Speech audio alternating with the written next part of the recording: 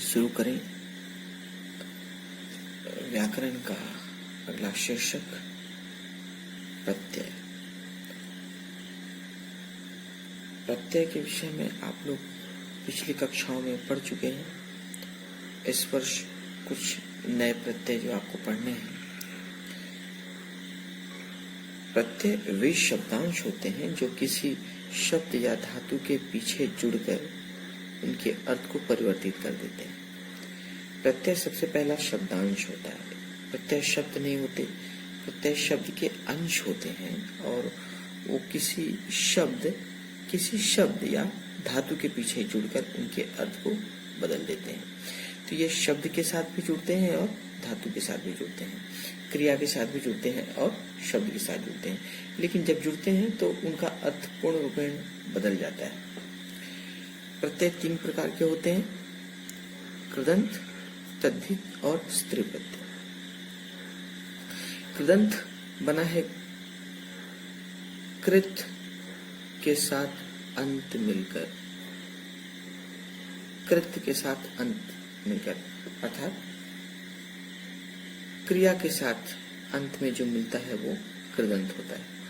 तो ये कृदंत हमेशा क्रिया के साथ जुड़ते हैं। पिछले कक्षाओं में आपने त्वा, ल्यप, तमुन, त्वतु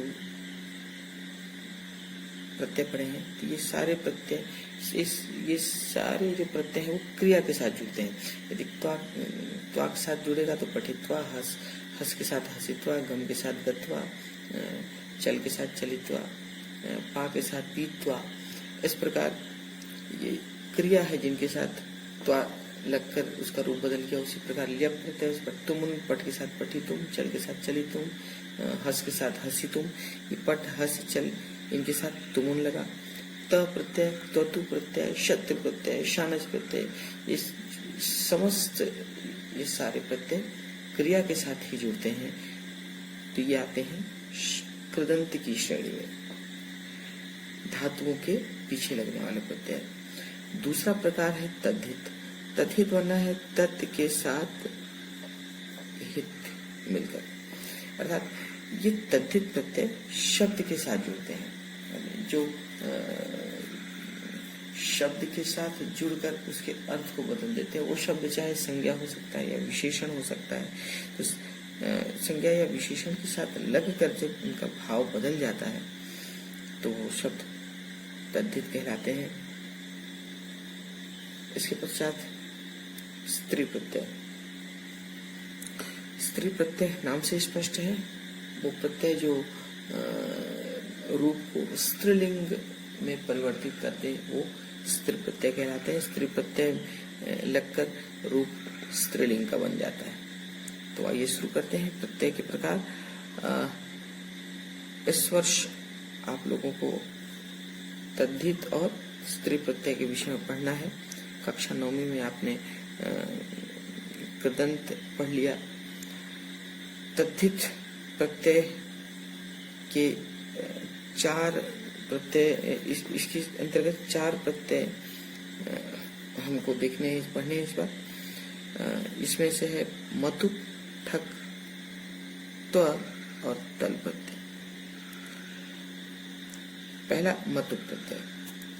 मतु प्रत्यय अकारांत, आकारांत तथा सकारांत शब्दों के अंत में प्रयोग किए जाते हैं।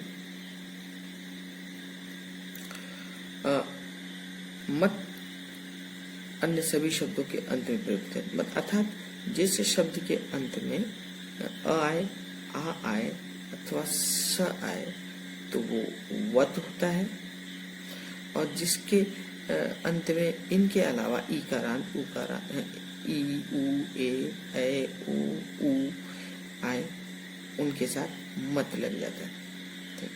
तो मतु प्रत्यय का प्रयोग वाला अथवा वाली के अर्थ में होता है। तो जिसमें वह समाहित हैं उसके लिए मतु का प्रयोग होता है। जैसे फल है, फल के साथ मतु लगेगा तो फलवान हो जाएगा।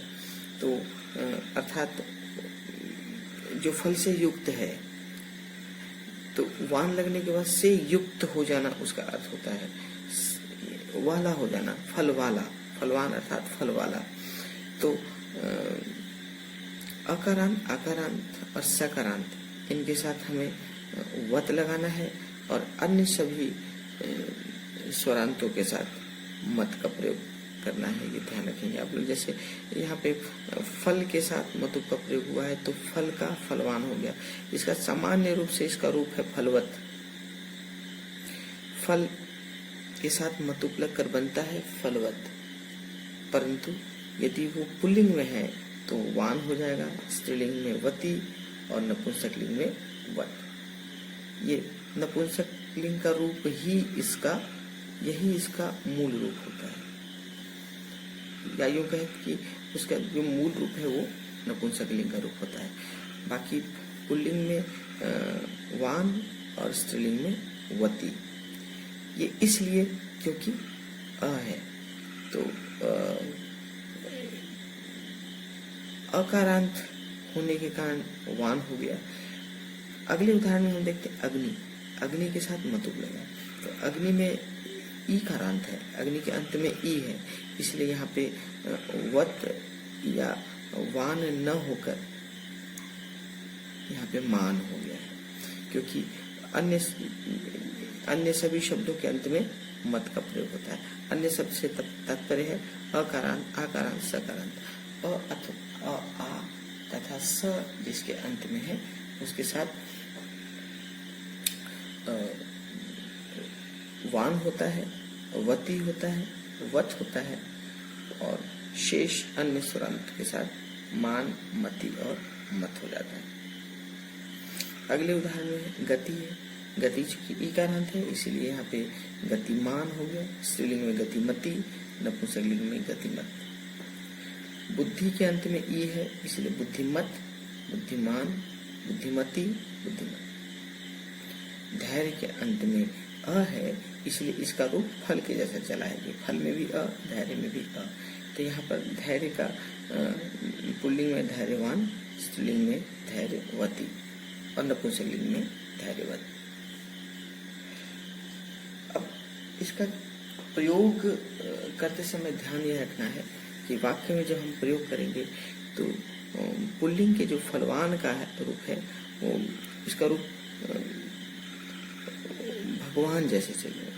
फलवान, फलवंतो, फलवंत, जैसे भगवान, भगवंतो, भगवंत। उसी प्रकार फलवान, फलवंतो, फलवंत। फलवती का रूप ईकारांत स्त्रीलिंग के जैसे चलेगा। ईकारांत स्त्रीलिंग में नदी का रूप है तो नदी के जैसे नदी, नद्यो, नद्य। तो फलवती, फलवत्यो, फलवत्यो। तो वाक्य में जैसे धनवान लोग सुखी होते हैं, इस प्रकार का वाक्य है। तो यहाँ पर धनवान नहीं होगा क्योंकि बहुवचन हो गया। तो कई धनवान लोग, तो कई धनवान लोग, तो धनवान, धनवंतो, धनवंत। तो ये हो जाएगा धनवंतः जनाः सुखिनः भवन्ति।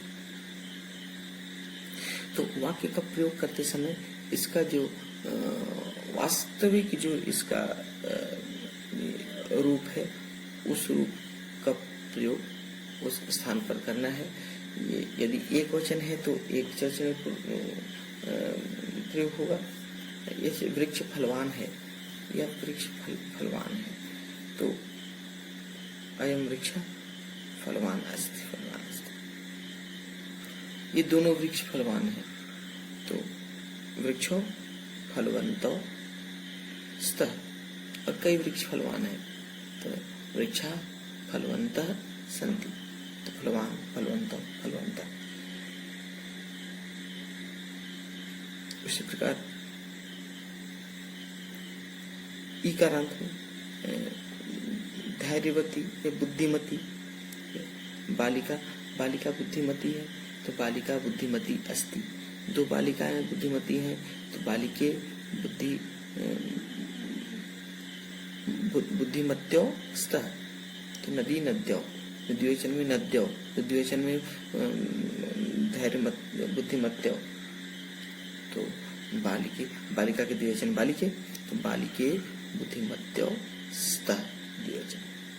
और यही जब बहुवचन हो जाएगा तो बन जाएगा बालिका बुद्धिमत, नदी, नद्यो, नद्य। तो बालिका बुद्धिमत्या सन्ति। बालिका बुद्धिमत्या संति। तो इस प्रकार इनका जब वाक्यों में प्रयोग होता है तो इस बात का ध्यान रखना है कि यदि पुल्लिंग है तो भगवान के जैसे चलेगा, तो भगवान, भगवंत, भगवंत,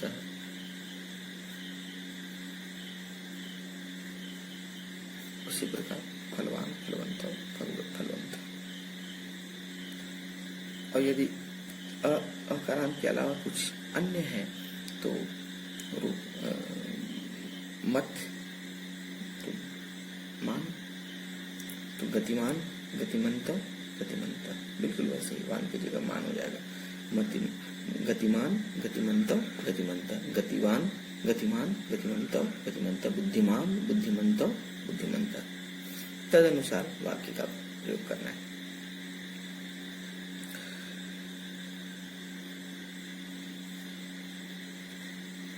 इस प्रकार यहाँ पर यदि उकारांत हो तो भी उसी प्रकार मान का प्रयोग होगा। ऐसी शक्ति, शक्ति के साथ शक्तिमान, मति के साथ मतिमान,